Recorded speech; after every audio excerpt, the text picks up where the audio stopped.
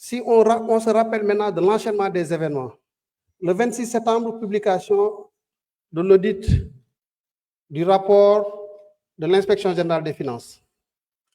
12 février, certification du rapport de l'IGF par la Cour des comptes. Et c'est à partir de ce moment qu'on peut parler de négociations, de discussions avec le Fonds monétaire sur la situation économique et financière du Sénégal. Cette phase a été matérialisée par une lettre que nous avons adressée au DG du Fonds le 28 février avec une matrice des mesures de réforme pour acter les écarts que nous avons constatés dans la publication des informations antérieurement dans le cadre du programme que nous avions avec le FMI. Depuis lors, les discussions sont en cours, mais il faut le dire, nous l'avons tous constaté. On est passé de 74% de taux d'endettement, 5,4% en moyenne sur la période, à un taux d'endettement de 119%, avec un déficit budgétaire à fin décembre 2024 de 13,4%. Mais wax dëgg yàlla bu ngeen gisee écart yi am ci données yi di ngeen mën a comprendre pourquoi le FMI, mais véritablement sur le dossier du Sénégal, veut y aller avec assurance, avec véritablement sûreté, de façon à ce que si nous dépassons cette situation, on ne puisse plus revenir et parler de misreporting, c'est-à-dire écart dans la communication des données. Voilà la situation sur le Sénégal. Donc, à partir de février, nous avons fait ce que nous avons appelé un inventaire sur la dette. Parce qu'un audit porte sur des échantillons. Maintenant, boo gisee ne échantillon yi nga jël problème am na ci li ngay def mooy lan mooy da nga naan nag damay teg lépp sur la table ma def benn inventaire pour am la situation exacte des statistiques de nos finances publiques. Moo tax ngeen dégg ñuy wax rapport Mazars. Donc tout ce travail qui a été fait, IGF, Cour des comptes, Mazars, c'est un travail complémentaire. Mazars est venu boucler la boucle en nous donnant la situation exacte sur la dette publique et sur les statistiques des finances publiques de manière générale. Nous waxtaan avec le fonds, il fallait faire la réconciliation des données, s'accorder exactement sur les chiffres, ce que nous avons fait. Et il y a une date importante dans le processus de discussion, c'est le 3 octobre 2025, où un conseil d'administration informel du FMI s'est tenu sous la présidence de la directrice générale. Et à l'occasion de ce conseil informel, le FMI a implicitement accordé une dérogation au Sénégal, c'est-à-dire qu'il ne va pas demander le remboursement de la dette contractée et a donné go aux équipes du fonds et à celles du Sénégal de pouvoir commencer les discussions sur un nouveau programme. Discussion yi mi ngi commencé mois d'octobre bii mi ngi continuer waaye situation bu jafe boobu tax na lu ci nekk dañ koy teg sur la table discuter ci waxtaan ci ba juboo bi ñu fi ñëwee je pense que c'était du 22 octobre au 6 novembre, on a discuté, nous avons suffisamment d'informations, notamment dans le cadre de l'analyse de viabilité de la dette, pour que si nous avons des informations, c'est une façon de lier, nous pouvons comme une conclusion aboutir, nous avons une conclusion aboutir. Mais ce que je veux dire, c'est que le FMI se passe très bien. Aujourd'hui, nous avons une discussion sereine. Amna nak lu ci am ci côté situation de la dette et j'en profite pour répondre à la problématique de la dette posée par l'honorable député Sonko bu wax sur la viabilité de la dette. Analyse de viabilité de la dette mooy comme kenn ku nekk fii boo bëggee lebi dañ taxaw ne la yow li ngay leb foo ko teg est-ce que am nga capacité remboursement loolu foofu la ñu toll daanaka su ma koy simplifier rek loolu mooy analyse de viabilité de la dette est-ce que yow war nañ laa mën a lebal montant bi nga soxla est-ce que buñ la lebalee nekk bor boobu bu nekk lu lay suuxal fi ñu ci toll nag ci discussion boobu mooy ala kulli xaal te loolu ñun ñoo ko njëkk a wax mooy la situation de la dette publique du Sénégal est une situation préoccupante au regard des statistiques 119%. bu ñu xoolee critères yi il y a des critères de solvabilité et des critères de liquidité. Sur les critères de solvabilité, le Sénégal ne pose pas fondamentalement de problème. Mais sur les critères de liquidité, manam, at mu jot li ñuy soxla ci financement, buñ ko xoolee en moyenne, day toll ci 6 000 milliards. 6 000 milliards, boo jëlee déficit budgétaire, jël remboursement de capital et les autres opérations de trésorerie. Mais loolu, c'est un montant élevé. Le FMI moom jàpp ne loolu ñun mënuñ ko assurer financement boobu mënuñ ko assurer d'année en année sur l'horizon de l'analyse de viabilité de la dette. Nous estimons que c'est possible. En 2025, le besoin était de 5 700 milliards. Xool leen le plan de financement tel que nous le déroulons de la façon la plus sereine. léegi nag am na benn donnée bu ci rax mooy lan mooy que ne la situation de notre dette le Sénégal a été souvent dégradé par les agences de notation. Soit c'est dans la difficulté qu'on reconnaît les bonnes initiatives et c'est dans la difficulté qu'on reconnaît les hommes. Et nous estimons que c'est dans ces difficultés-là qu'il nous faut trouver au très fond de nous les solutions à ces problématiques-là. Et c'est ce que nous sommes en train de faire. Moment bi may wax ak yéen ni lu guddal waxtaan bi mooy ne on a présenté au fond une stratégie de gestion active de la dette. mooy ne dette bi 6 000 milliards la am nañ ay opérations yoo xam ne dinañu permettre ci pic de remboursement yi ñu xool sources yi nekk des sources problématiques yépp ñu proposer un refinancement, des conditions meilleures, une maturité plus longue, bu ñu remplacer dettes yooyu par des dettes avec des conditions plus acceptables, une maturité plus longue, on dégage de l'espace budgétaire. Et ça, nous l'avons fait en 2025 sur la dette bancaire locale. Nous avons pu traiter 585 milliards au mois où je vous parle, adossés aux 3 APE, appel public à l'épargne yu am. Nous allons vers un 4e APE. Et avec cet APE-là, nous arriverons dans le processus justement de gestion active de la dette, à dégager une marge budgétaire de plus de 500 milliards de francs, rien que sur 2025. Donc, si nous disons que nous pouvons le réider sur la dette bancaire, sur la dette extérieure, c'est parce que nous pouvons le faire. Nous avons à ce jour identifié toutes les sources de la dette qui vont poser problème dans l'horizon de l'AVD. Et les opérations sont là, bien identifiées, et ci loolu lañ nekk. Le Premier ministre, vous l'avez compris, nous a amené avec lui lors d'un dernier voyage. Et il y a beaucoup de choses qui se disent. Il y a des opérations que nous faisons avec d'autres partenaires. Et au moment où je vous parle, quand on est dans ce contexte-là, lu ci bari da nga koy lijjanti di ko dox ba tënk ko ba mu wér péng nga doog ci mën a wax. waaye nous vous donnons une assurance sur le fait que les négociations avec le fonds se passent très bien. La problématique de la dette, elle est là, mais nous allons la gérer et nous sommes sur la voie. Je vous remercie. Monsieur le ministre de l'Économie.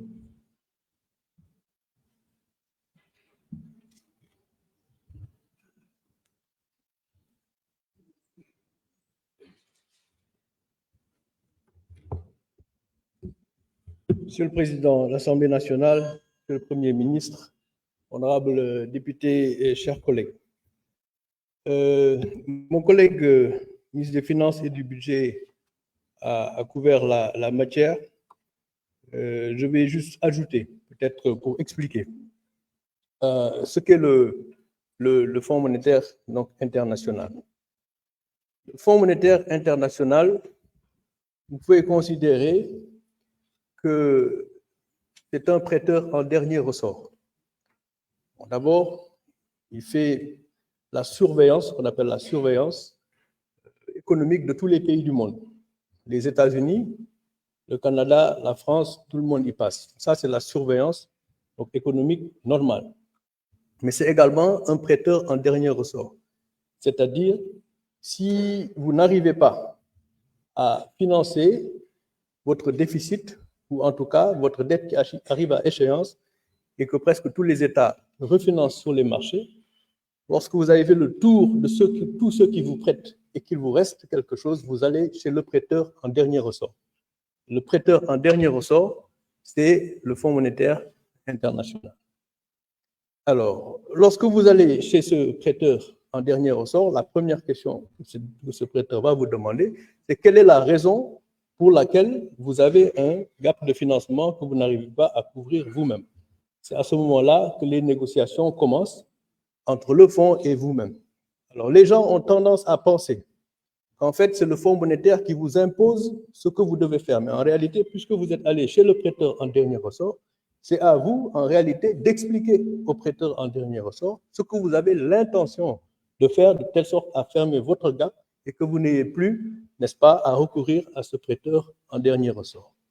Alors, il peut arriver très souvent qu'un pays, donc, doive augmenter ses recettes pour fermer le gap, réduire ses dépenses pour fermer le gap, de telle sorte à avoir donc la confiance de ses partenaires qui lui prêtaient sans le prêteur en dernier ressort. À ce moment-là, on parle d'ajustement. Cet ajustement ne vous est pas imposé parce qu'en réalité, c'est vous-même qui avez donc besoin de faire un certain nombre de choses pour ne plus avoir de gap, n'est-ce pas, à financer chez le prêteur en dernier ressort.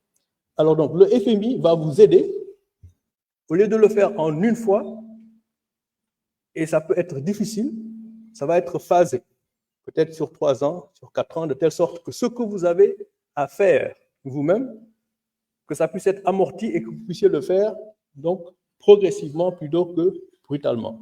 Alors ça, c'est ce que donc le rôle du Fonds monétaire est, et c'est important à comprendre parce que c'est lié à une autre question qui a été posée sur le prêt.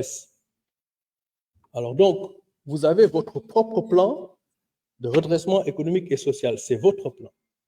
Alors le FMI ne fera que vous accompagner dans ce processus, n'est-ce pas, qui est le vôtre, et qui sera gage de confiance de telle sorte que les partenaires, certains partenaires, et ça, on ne peut pas le leur reprocher, ont beaucoup plus confiance au FMI qu'à certains États. À l'image de l'expérience récente, ils n'ont peut-être pas tort. Parce que lorsqu'on dit que votre dette est à 75% du PIB, et à l'épreuve des audits, on se rend compte qu'il y a presque 44% de PIB supplémentaires de dette. Ça permet de répondre aussi à une autre des questions, la dette cachée. On pense que votre dette est à 75% du PIB, alors que c'est 119%. Alors, il est donc normal que les gens ne puissent pas avoir confiance en vous, et c'est ce que nous sommes en train donc de redresser. Une dette cachée. Je l'ai dit il n'y a pas très longtemps, une dette cachée, borom bor bi moom xam na ne am na bor parce que sa boru bopp mënoo koo nëbb waaye bu ñu wax ne dette da nga ko nëbb li mu tekki mooy ki nga xamante ne ni moom nga waroon wax sa bor nu mu toll waxoo ko kon caché ou pas caché ça dépend ki nga xam ne moom bor bi di ko fay xam na ne bor bi borom la waaye ki nga xam ne moom la waroon wax borom nu mu toll kooku war a xam ndax daf ko war a lebal wala déet boo ko nëbbee mun na ne bor bi da nga ko nëbb kon bor bi xam nga ko mais ki nga ko waroon wax waxoo ko kon bor bi dafa nëbbu ki ko nëbb xam na ko mais waxu ko ki nga xam ne moo ko waroon a xam balaa mu di ko lebal. Alors noonu la bor bi nëbboo mais du bor boo xamante ne nii ki nga xam ne moom bor bi xam na ko comme mi ngi doon ko fay.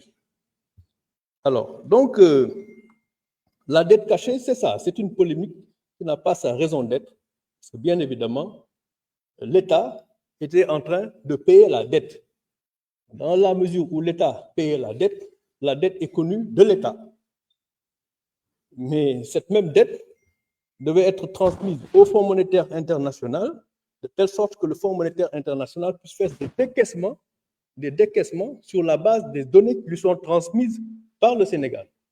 Dans la mesure où la donnée transmise n'est pas correcte, elle est cachée au Fonds monétaire. Ayant été cachée au Fonds monétaire, ça a été caché également à tous les partenaires internationaux. C'est de ce point de vue, vraiment, que cette polémique n'a pas sa raison d'être. Une autre question importante à préciser. On dit que la dette est de 74% du PIB. Après audit, la dette est de 119% du PIB après l'audit Mazars. Ça, c'est l'État central. Donc, le débat qui consiste à dire que oui, dañu jël bor bi yokku ci ay boru entreprise publique ak ñu garantir moo tax mu nekk 119, c'est pas vrai. 119% du PIB, c'est l'État central. Et de boo ci yokkee les entreprises publiques, dette garantie mu nekk peut-être 130, quelque chose comme ça. Mais principalement, ce débat-là, il faut que mu dakk parce que bor bi 119% du PIB la ci yokkuñu ci benn entreprise publique yokkuñu ci lu ci warul a nekk. boo ci yokkee loo xamante ne ni entreprise publique wala ñu garantir mu nekk 130 premier ministre wax na dëgg képp koo xam ne dafa wax ne dette amul wala dañ ko nëbb ci amul loolu lu war a dakk la parce que nit ki balaa ngay mën a régler sa problème da ngay nangu ne am nga problème d'abord waaw Sénégal mënul am problème bu dette 119% du PIB ñu naan dëgg la du dëgg c'est quand même Fonds monétaire international et ces partenaires là c'est des gens sérieux ñëw nañu fii yéen ñëpp wax ngeen ko lu bëri yoon lu tax comme li ministre des finances doon wax léegi il fallait que ñu établir bor bi nu mu toll parce que nit ki booy jëflanteeg moom balaa ngay mën a démarrer waat programme bu bees mais foog ngeen déggoo ci bor bi fu mu toll ak ndax nga koy régler xëy na fi may daanalee ci loolu am na solo mooy Sénégal dafa changer catégorie bon d'abord bientôt dootuñu nekk ci PMA yi c'est le résultat d'un travail sur le très long terme liggéey boobu doyul parce que ndóol bi mi ngi bëri ba léegi waaye Sénégal day génn ci pays PMA yi Sénégal boo xoolee budget am déficit bi ay 1250 milliards à peu près mais besoin de financement yi mooy dette bi nga xamante ne nii saa yu ñëwee da nga ko war a fay ay 4750 la muy un total de 6000 milliards de besoin de financement loolu it lu ñu war a leeral Sénégalais yi xam ko boru état bokkul ak boru nit wala boru entreprise boru état kenn du ko fay àdduna bi yépp ba mu daj boru état kenn du ko fay mooy boru état bu excès 4700 milliards yu arrivé à échéance da nga koy renouveler